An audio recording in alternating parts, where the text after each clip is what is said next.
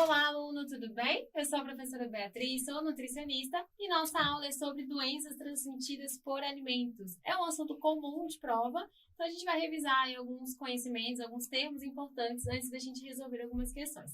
Vamos começar? Então, primeiro, o que são doenças transmitidas por alimentos? São todas as ocorrências clínicas infecciosas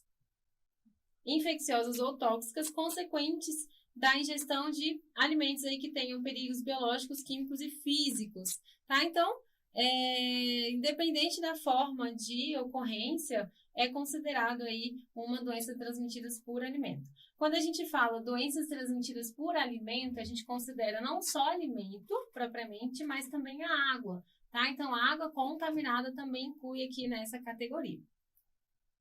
Isso daqui é questão de prova. Vocês vão ver que quando a gente for resolver as questões, várias questões tratam sobre esse slide aqui. Então, essas doenças transmitidas por alimento podem originar surtos com episódios onde 2 ou mais pessoas apresentam sinais ou sintomas semelhantes em um mesmo período de tempo, após a ingestão de um alimento da mesma origem, com confirmação por evidência clínica, epidemiológica ou laboratorial.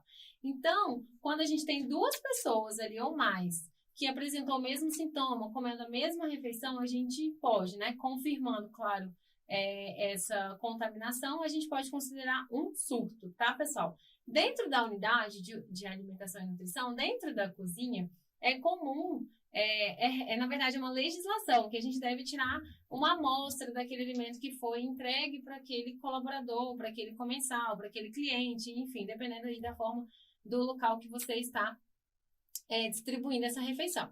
Então, a gente tira essa amostra, que geralmente é 100 gramas de cada alimento, e a gente congela ali, coloca no refrigerador. Na verdade, não congela, né? Coloca no refrigerador por 72 horas, e caso essas pessoas aí apresentem sintomas, a gente leva essa amostra para análise laboratorial para confirmar se aquele alimento foi contaminado ou não.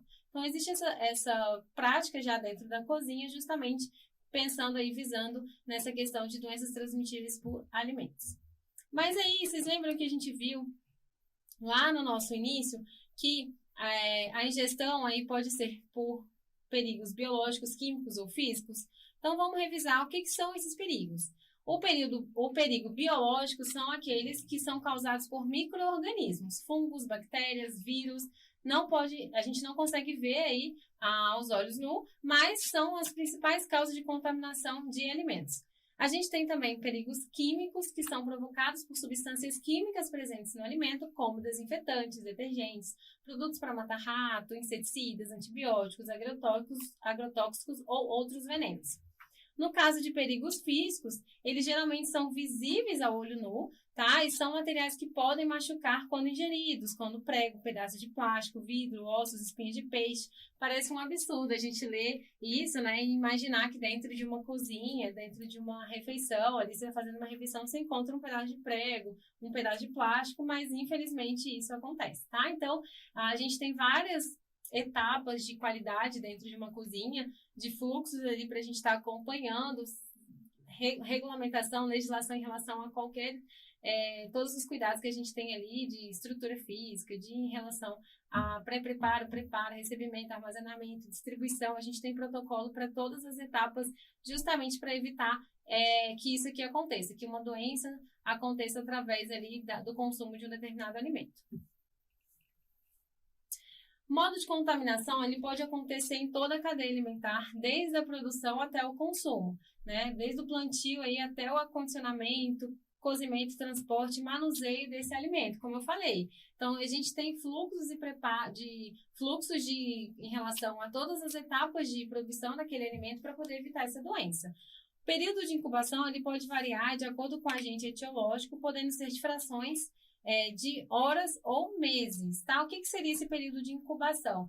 É o tempo que a pessoa ingere um alimento contaminado até apresentar algum sintoma. Então, pode ser um sintoma imediato ali de horas, ou pode ser um sintoma tardio também, vai depender aí do agente etiológico. Então, quais são os mecanismos patológicos? Como que essa doença vai se manifestar no indivíduo? A gente tem aí algumas classificações importantes, que às vezes traz aí nas questões também trocando esses termos, tá? Então, a gente tem primeiro, infecções. São causadas pela ingestão de micro-organismos patogênicos, denominados invasivos, com capacidade de penetrar ou invadir os tecidos, originando quadro clínico característico. Uma importante aqui que a gente sempre estuda, que a gente sempre vê, é a salmonela, shigella também é muito comum, a gente está visualizando aí nos livros, e os sintomas são bem comuns aí de sintomas relacionados ao trato gastrointestinal, como diarreias, contendo sangue e pus, dores abdominais também, febre e desidratação é comum no caso de uma infecção. A toxicoinfecção já é diferente. São causadas por micro-organismos toxogênicos, cujo quadro clínico é provocado por toxinas que são liberadas quando se multiplicam, esporulam ou sofrem lise na luz intestinal. Essas toxinas atuam nos mecanismos de secreção e absorção da mucosa do intestino. Calma que eu vou explicar. Então, quando a gente consome, qual que é a diferença? A toxinfecção, você vai consumir um alimento e na luz intestinal, no trato gastrointestinal, é que esse micro-organismo aí vai liberar essas toxinas para poder trazer aí todos esses sintomas que a gente vai ver. Então, diarreia intensa, sem sangue no caso, e febre também pode acontecer, e sendo comum também a desidratação, tá? Então, a gente tem a Escherichia coli, por exemplo, como um fator aí que pode trazer essa toxinfecção. E no caso da intoxicação, já é uma terceira forma de contaminar, um terceiro mecanismo patogênico, são provocadas pela ingestão de toxinas formadas em decorrência da intensa proliferação do micro-organismo patogênico no alimento. Nesse caso aqui, o alimento que você vai consumir, ele já está contaminado, ele já tem a toxina que vai trazer o desconforto. Então, você come o alimento já com a toxina. No caso da toxinfecção é diferente, você come o alimento e na parede intestinal, na luz intestinal é que vai liberar a toxina para trazer as reações e os sintomas. Percebem a diferença? A gente tem aqui estafilococcus como um exemplo, Bacillus cereus, Clostridium botulínico também é um exemplo aí em relação à toxinfecção. Sintomas, geralmente vômitos, é bem comum e no caso, principalmente de Clostridium botulínico, a gente tem toxinas que podem trazer uma alteração no sistema nervoso central. Nós temos também intoxicações não bacterianas, quando outros agentes não bacterianos estão envolvidos nessas doenças, como as intoxicações por metais pesados, agrotóxicos, fungos silvestres, plantas e animais tóxicos, como os moluscos e peixes. Esses mecanismos aí fisiopatológicos são variáveis, envolvendo a ação química direta do próprio agente sobre tecidos ou órgãos específicos. Tá? Trouxe aqui a título de conhecimento todas essas questões, mas o que geralmente cai são essas três classificações: intoxicação, toxinfecção e infecções, tá bom? Vamos ver como, então, essas doenças transmitíveis por alimento caem na nossa prova e aí a gente vai revisando esses conhecimentos. Então, considerando treinamentos e a respeito de segurança de trabalho e doenças transmitidas por alimentos, julgue os itens a seguir. As doenças transmitidas por alimentos podem ser causadas por bactérias, vírus, parasitas e substâncias químicas. Correto! Foi nosso primeiro slide. A gente viu que vários fatores podem estar causando aí uma doença transmitida por alimento. A salmonela é uma bactéria que sobrevive em temperatura de 92 graus Celsius. Por isso, a necessidade do alimento atingir altas temperaturas para a morte da referida bactéria. A questão está errada. Por que essa questão está errada, pessoal? Vamos revisar um pouquinho sobre essa questão da salmonela especificamente, essa bactéria especificamente, porque ela pode ser um assunto de prova, por ser bastante conhecida e difundida em relação à área de nutrição. Então, a salmonela, alguns fatores aí são associados que vão contribuir, na verdade, à ocorrência dessa salmonela no alimento. Então, refrigeração insuficiente, armazenamento de alimento a temperaturas elevadas, cocção e reaquecimento inapropriado, preparo de alimentos em várias horas antes de servir, contaminação cruzada, falta de limpeza da equipe, trabalhadores infectados que vão manipular os alimentos. Então, a gente tem várias formas aí, percebem que em várias partes da cadeia alimentar pode estar originando aí essa bactéria. Tanto nos alimentos cozidos, tá? Pode estar vindo a acontecer.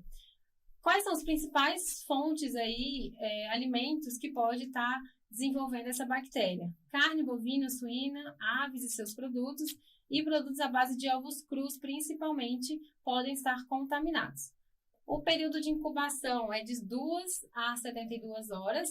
Lembrando que o período de incubação é o período que o indivíduo consumiu o alimento e teve alguma reação, algum sintoma associado. Tá? Os principais sintomas aí são dores abdominais, diarreia, calafrio, febre, náuseas, vômitos e mal-estar. E aí o que trouxe na nossa questão em relação à temperatura, até qual temperatura ela consegue resistir. Então, elas conseguem crescer em ambientes com temperatura entre 5 e 46 graus Celsius e tem uma temperatura ótima de crescimento em torno de 38 graus Celsius, tá? Elas também são resistentes ao resfriamento e congelamento, mas são destruídas quando submetidas ao tratamento térmico acima de 70 graus Celsius. Temperaturas aí que a gente deve estar garantindo na hora da distribuição. Então, quando a gente está dentro de uma cozinha, de uma UAM, e a gente vai disponibilizar aquele alimento na rampa para distribuição, a gente deve garantir essas temperaturas aqui mais elevadas, justamente para evitar aí a ocorrência da formação aí do aparecimento dessa bactéria. Então, lá na nossa questão, vamos voltar. Qual está o erro aqui? Na temperatura. Então, a salmonela é uma bactéria que sobrevive numa temperatura de até 70 graus. Por isso, há uma necessidade de se atingir alimentos em altas temperaturas. Então, a questão está errada devido à questão da temperatura. O surto alimentar é considerado quando 10 ou mais pessoas comem o mesmo alimento e apresentam os mesmos sintomas. Lembra que eu falei para vocês que esse assunto é um assunto que é muito recorrente nas provas? Então, qual que é o erro aqui da questão? Quando 2 ou mais pessoas comem o mesmo alimento e apresentam os mesmos sintomas. Então, surto alimentar é caracterizado apenas com 2 pessoas ou mais, tá? Não 10. Então, a questão está errada também.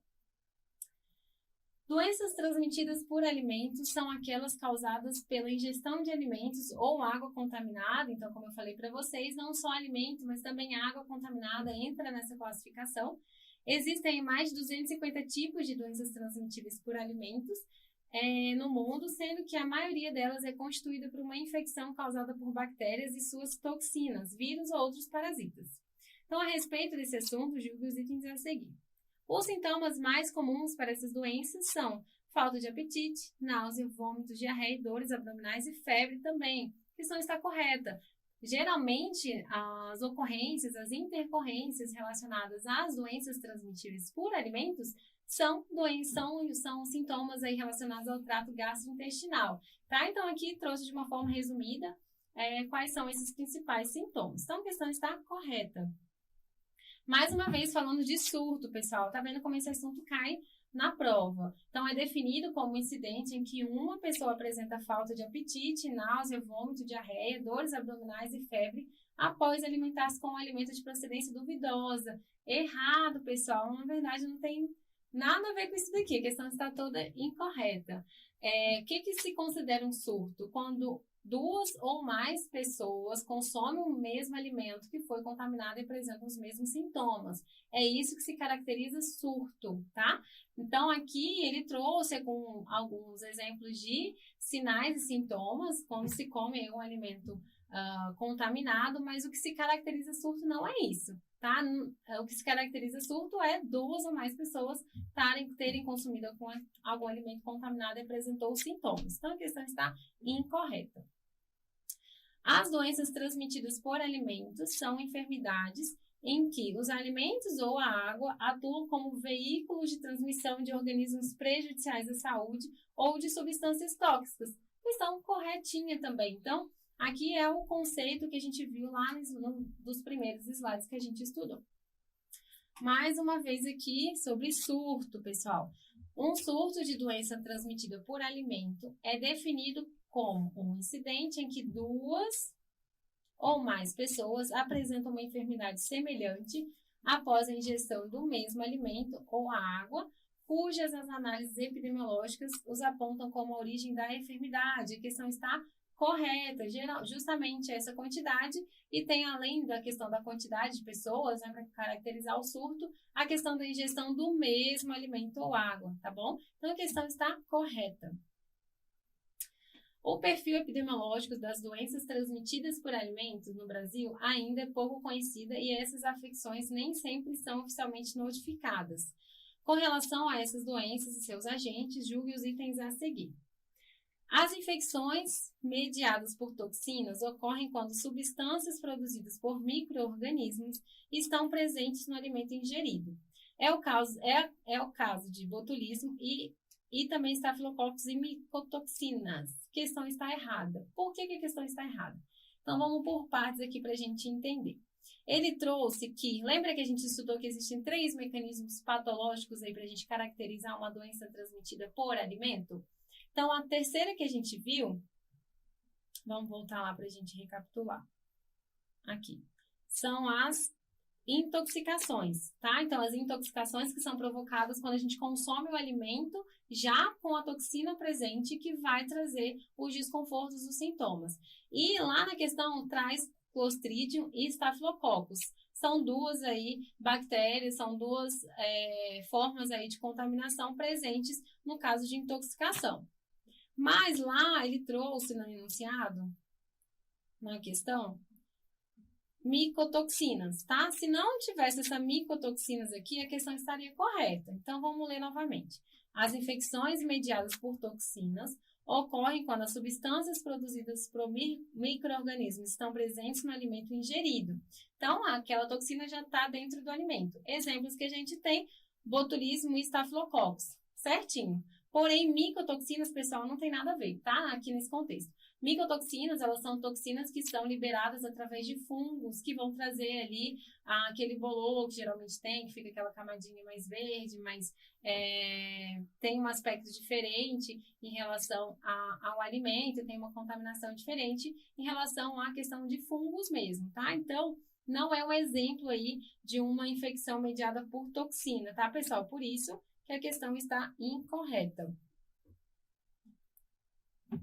Infecção mediada por toxina. Então, para a gente finalizar essa aula, eu queria trazer também para agregar aí em relação a essa bactéria Clostridium botulinum, porque é um assunto também, além da salmonela, é uma outra bactéria que ela é comum também aparecer em provas de residência, de concurso. Então, eu acho que é importante a gente estar revisando alguns termos sobre essa bactéria em específico. Então, ela é uma doença bacteriana grave, não contagiosa, causada pela ação de uma potente toxina produzida pela bactéria Clostridium botulinum, encontrada no solo, nas fezes humanas ou de animais e também nos alimentos. A doença pode levar à morte por paralisia muscular respiratória, da musculatura respiratória. Então, ela pode ser não só uma contaminação alimentar, mas também por ferimentos ou uma contaminação intestinal. Então, quando a gente fala de alimentar, que é o que trata aí em relação à nossa atuação, ingestão dessas toxinas em alimentos contaminados e que foram produzidos ou conservados de maneira inadequada, pessoal. Então, geralmente, essa bactéria, ela cresce em alimentos que não têm oxigênio, tá? Então, que se retira o ar. Quando a gente fala nesse contexto, a gente lembra de produtos enlatados, produtos que são embalados a vácuos, que não tem, se retira o ar ou o oxigênio aqui daquele alimento, é um ambiente propício para aquela bactéria crescer, tá? Então, geralmente se encontra essa bactéria em conservas vegetais, principalmente artesanais, como palmito, picles e pequi, produtos carnes cozidos, curados e defumados de forma artesanal também, como salsicha, presunto, carne frita, conservada em gordura, a famosa carne de lata, e pescados defumados, salgados e fermentados também. Queijos e pastas de queijo são raramente, mas quando a gente fala de alimentos enlatados industrializados, é uma ocorrência justamente porque ela é uma bactéria que cresce num ambiente ali que não tem oxigênio. Um período de incubação é 2 horas a 10 dias, tá? Então, você percebe que tem ali um limite bem extenso em relação ao consumo do alimento até a manifestação do sintoma. A média aí seria de 12 a 36 horas. Sinais e sintomas comuns no caso dessa bactéria, do consumo dessa bactéria, é náuseas, vômitos, diarreia e dor abdominal, que podem surgir antes ou ao mesmo tempo em que os sintomas neurológicos, tá? Então, pode acontecer visão turva, queda de pálpebra, visão dupla, dificuldade de engolir e boca seca. Então, além da questão de sintomas do trato gastrointestinal, essa bactéria ela também pode afetar o sistema nervoso central, tá? E também pode alterar aí, ter sintomas neurológicos. Então, é bem grave essa bactéria, não é comum a gente ver isso, mas a gente estuda essa bactéria para a gente estar evitando aí ocorrências em relação a isso. Então, essa evolução aí, quando a gente tem essa doença, pode gerar uma fraqueza muscular que se espalha descendo para todos os músculos, troncos e membros, causando ali uma paralisia. Então, trouxe uma questão para a gente revisar sobre isso, acerca de intoxicações e infecções alimentares, julgue os itens a seguir. O botulismo é causado pela bactéria Staphylococcus aureus, presente no solo e em água não tratada. Essa bactéria produz esporos que sobrevivem até em ambientes com pouco oxigênio, como em caso de conservas e enlatados. A questão estaria correta, pessoal, se não fosse o nome da bactéria aqui que está errada. Esse conceito aqui que está trazendo na alternativa está correto. Ela está presente no solo, em água não tratada, ela produz esporos que sobrevivem em ambientes com pouco oxigênio, como eu falei para vocês, enlatados, produtos que são embalados a vácuos, e geralmente acontece aí em alimentos, em conservas e enlatados. Então, até aqui estava tudo certo. Porém, ele falou, enunciado, que é causada pela bactéria Staphylococcus aureus? Não, é Clostridium botulinum. Então, o erro da questão está no nome da bactéria. Então, a questão está incorreta. Bom, pessoal, sobre esse assunto de doenças transmitidas por alimentos, revisem essa questão dos conceitos em relação à etiologia da doença, os mecanismos de formas ali de estar trazendo essa doença para o indivíduo, as formas de manifestação desse alimento, dessa doença, e também a questão de surtos alimentares, que vocês viram ali que cai bastante nas provas, tá? Quais são as formas de contaminação aí desse alimento, para você conseguir gabaritar nessa prova. Combinado? Até a próxima e bons estudos!